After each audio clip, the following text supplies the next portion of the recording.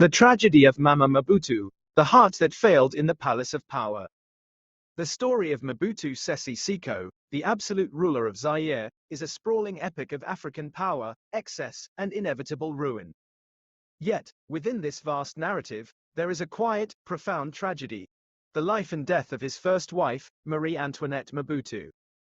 Referred to universally as Mama Mobutu, she was not just the first lady. She was the emotional cornerstone and the carefully crafted moral facade of a regime built on tyranny.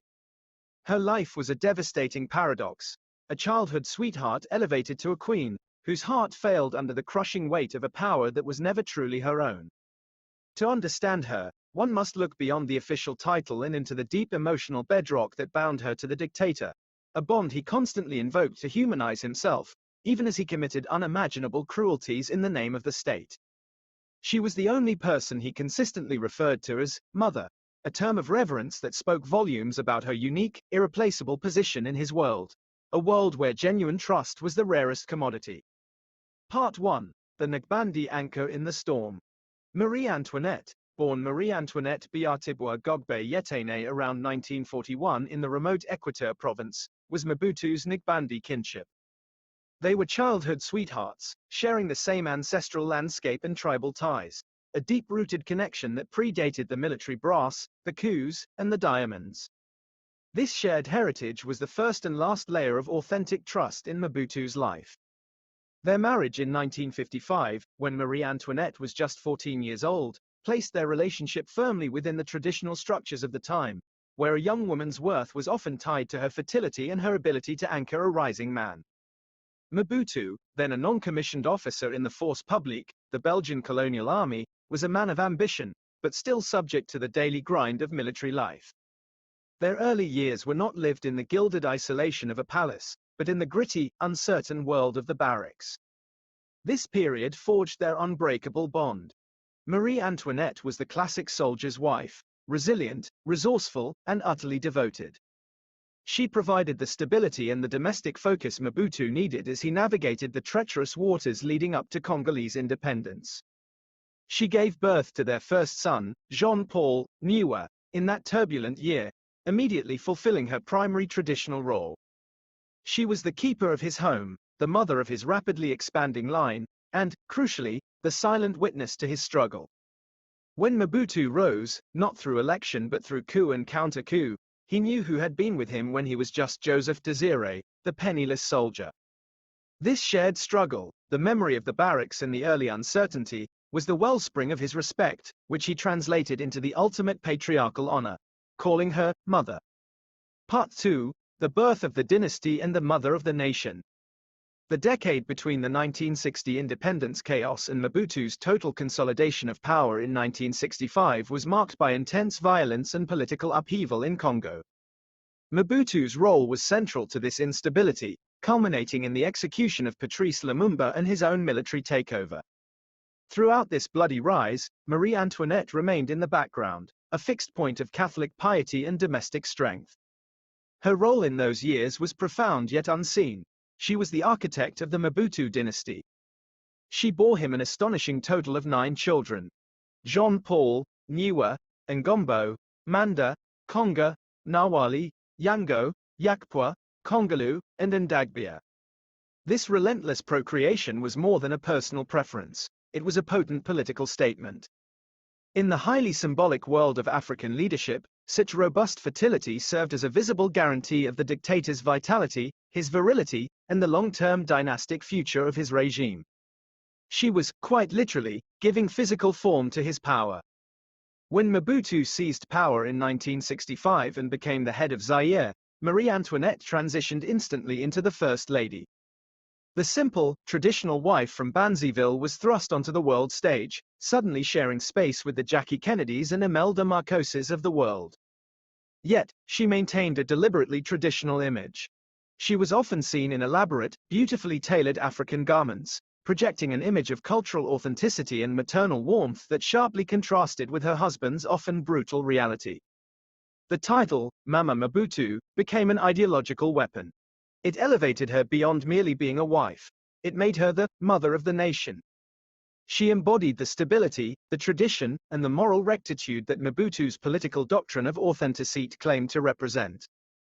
Her maternal persona was essential for public consumption, providing a soft, comforting face for a regime that practiced iron-fisted rule. She was the symbolic mother protecting the family of Zaire, while Mobutu played the strong, unforgiving father. Part 3. Love, Opulence, and the Invisible Struggle.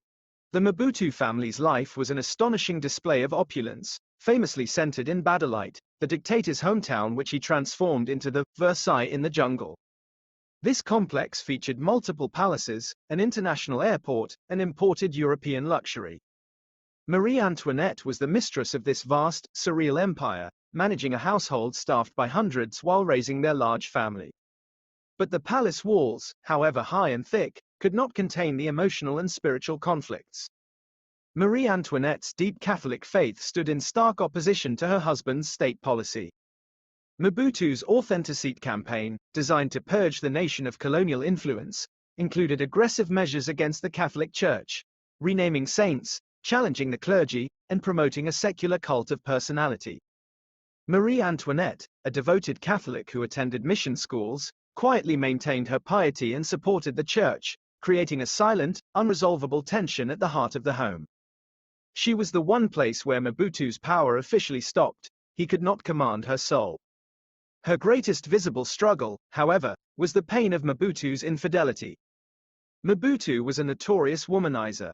While Marie-Antoinette was the foundation, the public face, and the mother, he was known to have multiple mistresses, including Kozia and later Bobby, who would eventually become his second wife. For a traditional woman raised in a conservative, Catholic environment, maintaining the public facade of a happy, powerful first family while enduring the deep personal humiliation of her husband's serial betrayals required an extraordinary, soul-crushing fortitude. The immense pressure of this dichotomy, the first lady who had to be flawless, the mother who had to be dynastic, the Catholic who had to endorse a cult of personality, and the wife who had to overlook constant infidelity, began to take an irreversible toll on her physical health.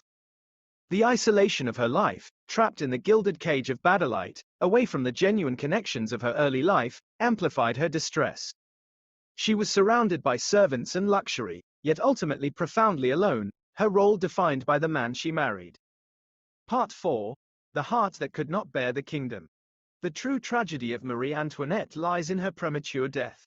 On October 22, 1977, she died in Genolier, Switzerland, at the tragically young age of 36. The official cause was heart failure. The irony is devastating. The woman who embodied the powerful, beating, traditional heart of the Zairean nation, the mother figure, the anchor, was the one whose own physical heart failed under the strain. She did not die in the palace she helped build, nor in the African jungle she hailed from. She died in an elite Swiss clinic, surrounded by the very Western luxury and medical intervention that Mobutu's ideology publicly scorned but privately relied upon. Her death in Europe was a final, poignant testament to the hypocrisy of the Mobutu regime. Traditional in image, entirely Western in its pursuit of comfort, wealth, and escape. Mobutu's grief was massive, performative, and genuine.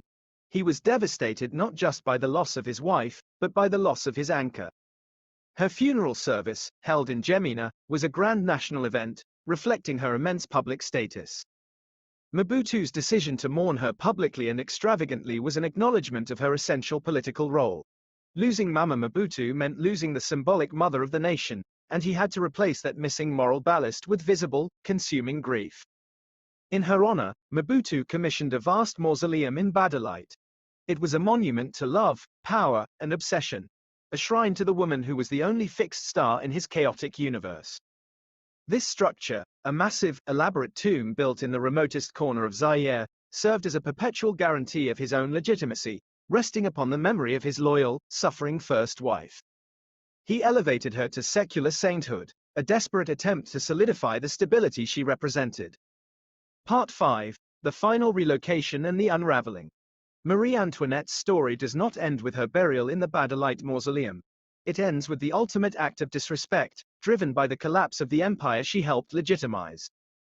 Mobutu Sese Seko was overthrown in 1997, leading to a scramble for his assets and a swift campaign of demobutuization. His palaces were looted, his monuments were desecrated, and his grand vision of Zaire was shattered. The final, poignant detail of Marie Antoinette's legacy is that her remains, once placed with such solemn reverence near the chapel in Badalite, were later relocated by her relatives. They moved her body from the site, the very monument built to immortalize her husband's power, because the chapel itself was destroyed soon after Mobutu's own burial. The irony is complete. The woman who had sacrificed her personal happiness to provide the emotional and dynastic foundation for one of Africa's most enduring dictatorships could not even find eternal rest in the magnificent mausoleum built by her powerful husband. Her remains, just like the wealth and stability she symbolized, were ultimately scattered, mirroring the complete and total unraveling of the Mobutu dynasty. Marie-Antoinette Mobutu was the gentle, tragic face of the regime's brutal authenticity. She was the one person Mobutu called her, but in the end, her heart could not bear the kingdom he made her wear. Her early death at 36 stands as a quiet, powerful indictment of the personal cost of absolute, unchecked power. I have written